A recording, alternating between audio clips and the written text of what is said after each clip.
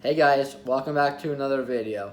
I have an interview guest to interview today, and his name is JJ. So thanks for joining me on the channel. Yeah, of course, anytime.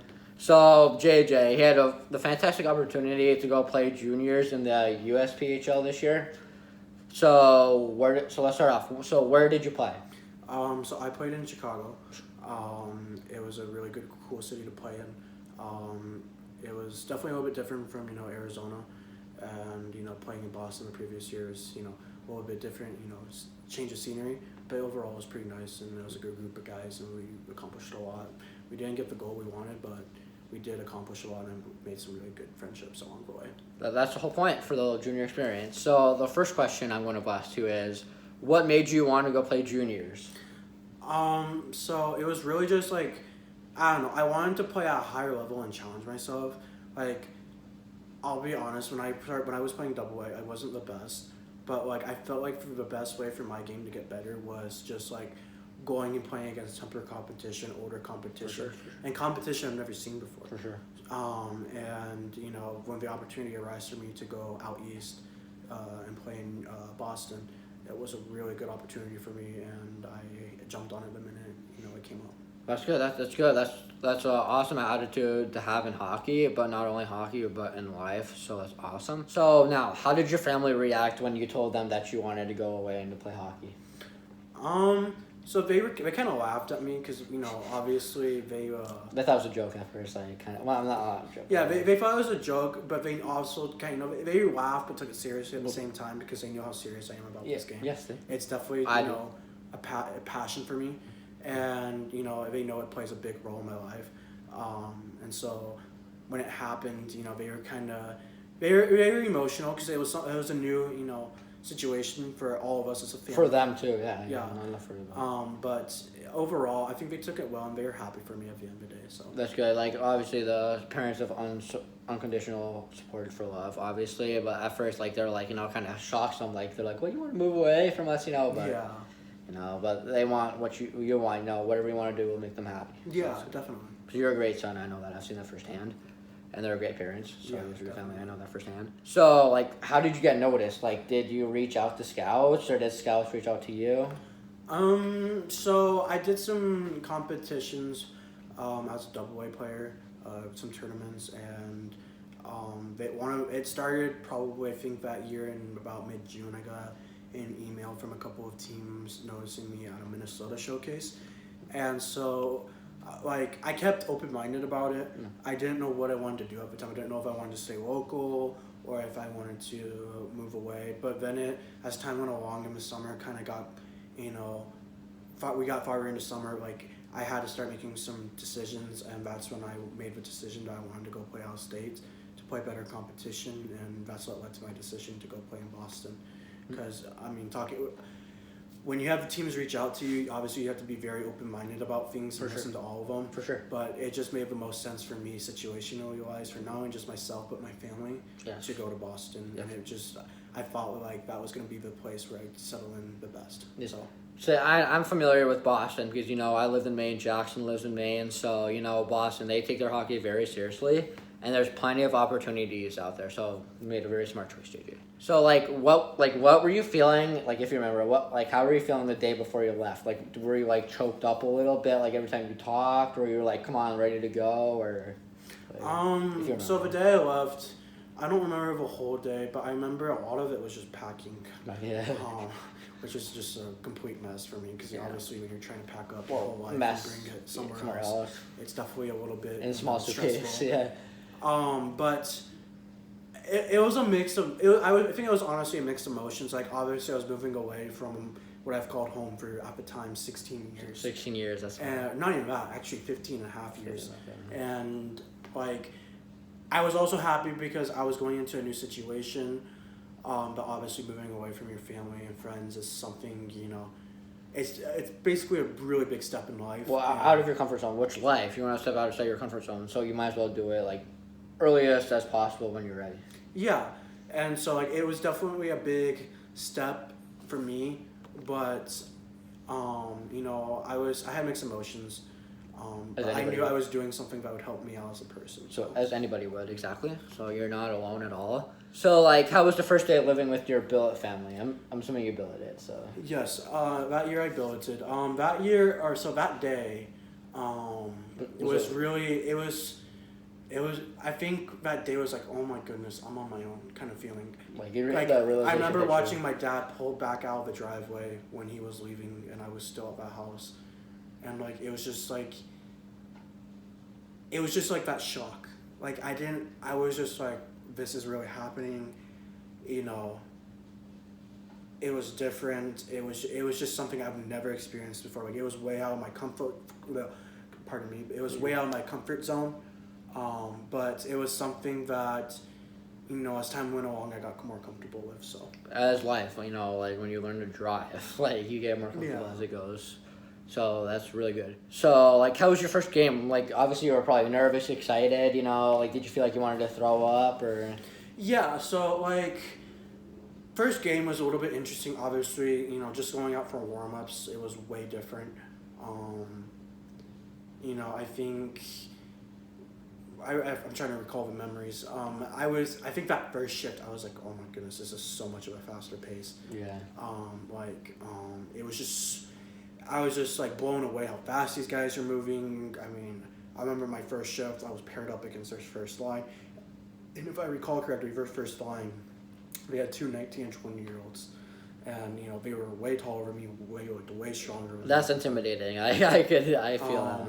So like it was just like, you know, now I'm playing against, you know, more of adults kind of Adults, thing. yeah.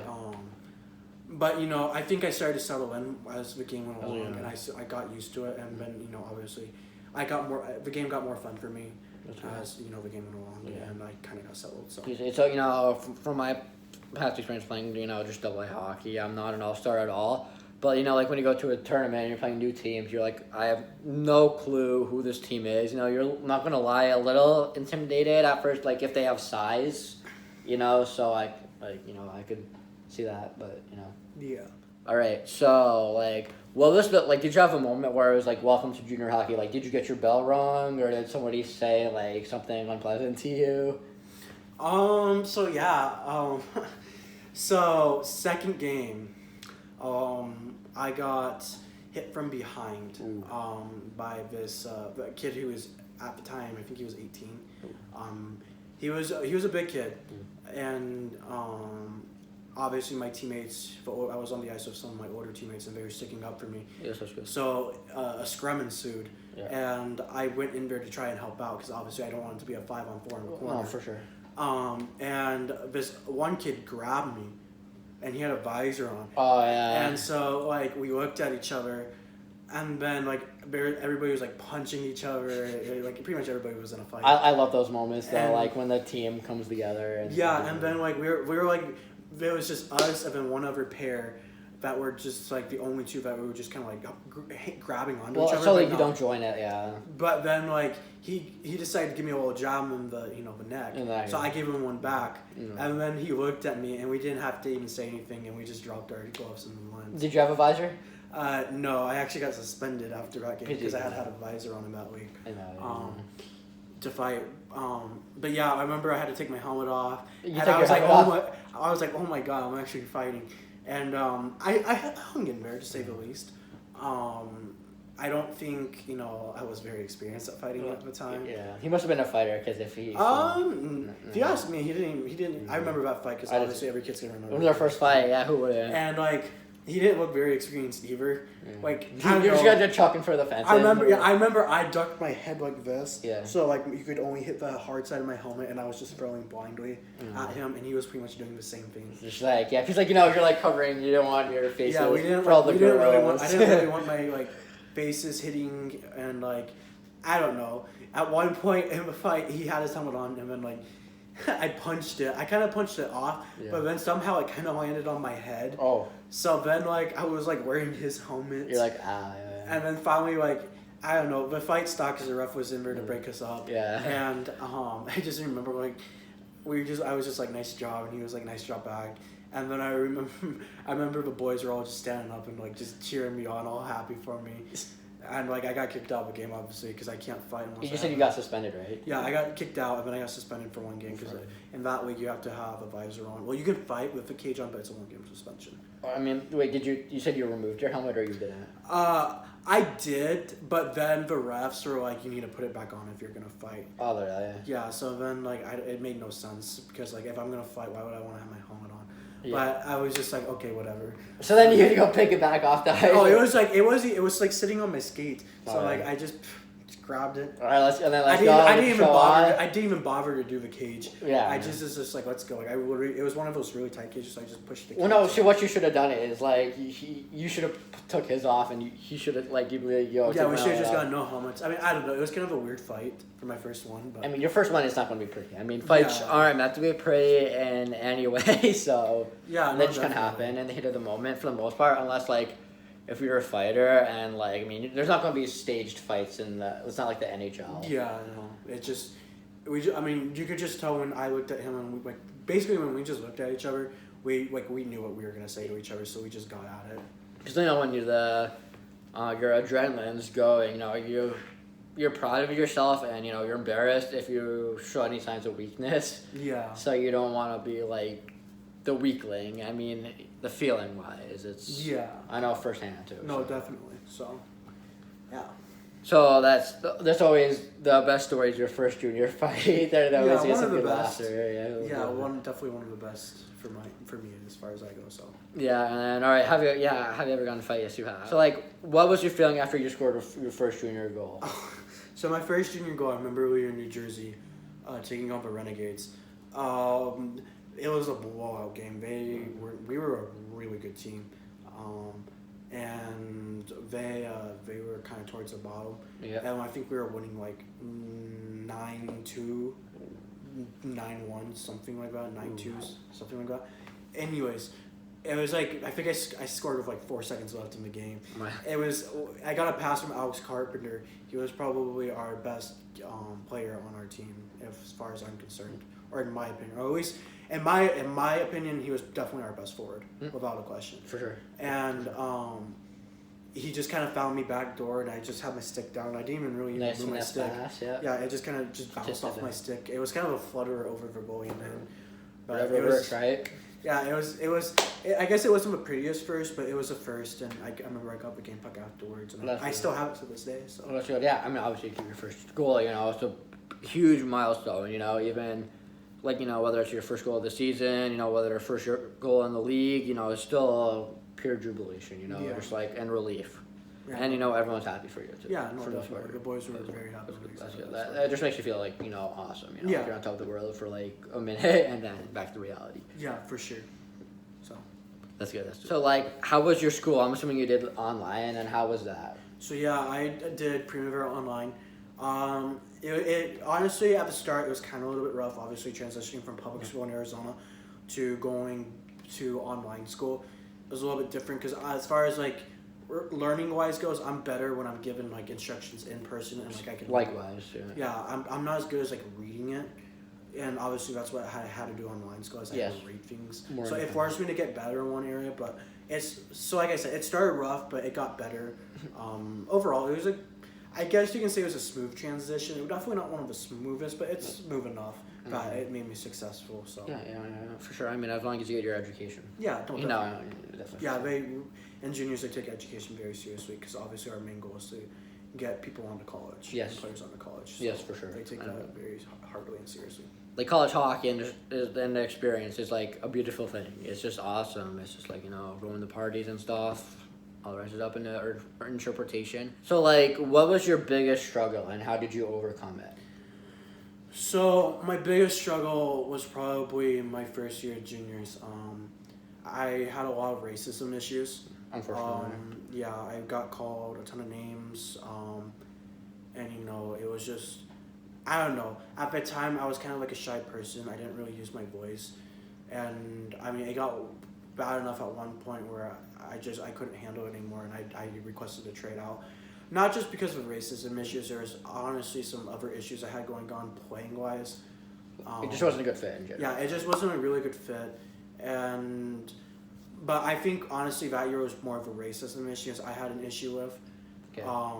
And Unfortunately, racism now is taking like what it was way back when in history, unfortunately, and we need it to stop ASAP. yeah, like I don't know. When I look back at it though, I'm really happy, that I had that experience though, because it made me want to use my voice more. And like to today, it makes me use my voice more. Like now I stick up for myself, and I just pretty much don't put up for crap like that anymore. Like there's a point where you're getting your point across, and then there's you've gone too far. Point. Yeah, like, so like you're making it sound like it was a lesson for you to learn, like to use your voice. But Yeah, unfortunately, like it could have been less like personal. Obviously, racism is personally like. I'm sorry if you don't think it's personal, but it's completely personal. Like everyone has their own opinions, and there's no room for it. I completely disagree with racism. So, I mean, like I said, it was a lesson that unfortunately I had to learn the hard way, but I'm glad I learned it because it's really helped me out today. And honestly, when people ask me about, which only a few people know about, like the actual details and all of that, yeah. I want to say it was a big turning point for not just me but my family. Like mainly for me, it really carved me into the person I am today. Yeah, I'm like, see, you're awesome. You're the bigger person, they're the smaller persons.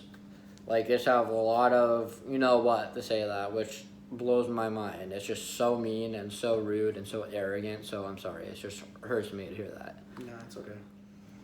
So, let's see. So then, did you guys have your own locker room, and did you guys have, like, any fans? So my first year I was in the EHL. Yeah, we had our own locker room. Cool, that's cool. Fan wise, it was okay, I guess you can say. Yeah.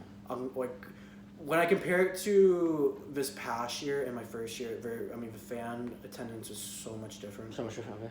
Last year, nothing crazy like NHL. Well, yeah. But like, it was. For the juniors, it was pretty good. Yeah, I couldn't give you an average. Yeah, no, you wouldn't know. You're playing hockey. I wouldn't be focused on that, but I knew it was pretty good. Last year, playing in front of like a decent or a really good audience, it can be, for some players who have never been on that stage before, it can be really nervousing. Yeah. And it can also be a little bit challenging because you're trying to not let that those things settle into your mind when you're trying to focus on a game. For sure. But once you get used to it, you get comfortable to it, and then it's honestly fun to be a part of. It's pretty cool, you have people watching you, coming in to watch, your team play. So definitely. It's really cool, and like when they cheer and stuff, it's really motivating. No, yeah, definitely. It's really motivating. It gets you that gives you the extra motivation to get there. Yeah, I think last year in Chicago we had probably, in my opinion, one of the most dedicated fan bases, and shout out to you, Chicago. And like I said, it was nothing crazy, but it was definitely. Like whenever there'd be a goal, like they were just like so excited and happy for us. Like we'd be cheering, and it really got the boys going when we needed it most. Yeah. And even when we were losing, or if it was a close game, like they were, like it would just give us more motivation to want to win, and for sure. It would just give us the boys more motivation to go out there and take care of business. So. For sure, like who wouldn't? Who wouldn't want that? Yeah, and like. When you're visiting teams and you're playing, away from your home ice, it's definitely a little bit hard because everybody is going against you. Yeah, and you're getting booed at. Nobody likes that. Yeah, I think honestly, probably one of the hardest places to play was probably Columbus. They were really passionate. They like their hockey out there. Yeah, and they were very tough. They were not just from our team but for all teams. It's a tough built barn to play in. Yeah. But playing in those barns are fun because when you're winning, and you get to you hear them boo their own team, and they get intense, yeah. Or like when they're cheering them and you score a goal and you shut them up, it's a good feeling. It is a good feeling. There's no better feeling. Like I know Montreal's like that. Like they're so passionate about their hockey, the Montreal Canadiens and the NHL. My dad actually played in that building, not for them, but against them, and he said he was scared out of his mind. He was like an 18 or 19-year-old rookie or something for the Capitals, and he was just beyond scared. So I give these guys a lot of credit, in the National Hockey League. They're playing in front of like 50,000+ people, let alone on TV watching. So it's cool. Yeah, like I said, it's nothing like the NHL, like not even close, like not even close to being close to the NHL. But it It's was still a cool experience though. For I mean, it's still a cool experience, and honestly it was a pretty good fan size for sure. I mean, that's still fun. It's still fun playing in front of Yeah, people. definitely. And people, like, it could be worse playing in front of an empty bar. That's depressing. Yeah. So, you know. So. All right. So, like, what advice would you give to any guys or girls like going away to play hockey or any other sports? No, even going away to boarding school or stuff like that. Like, what would be your strongest piece of advice to give them? I think the biggest thing for me is you just gotta go with the flow. You kind of just gotta. You're gonna learn some lessons. Some of them are gonna be really fun to learn, and then some are gonna be really hard to learn. It's life. I think the biggest thing is moving away from your parents. I can't stress this enough to anybody who asks me this. It shows you how much they do for you. It really does. It like when I remember my first year, I was just jaw dropping and eye opening for me to see how much they did for me, and then just me go on my own. Yeah. For sure. 100%. And like you're gonna meet some amazing people, and you're gonna have some amazing memories, and then at the same time you're gonna meet some not so amazing people, Unfortunately. and you're going to have some really bad memories.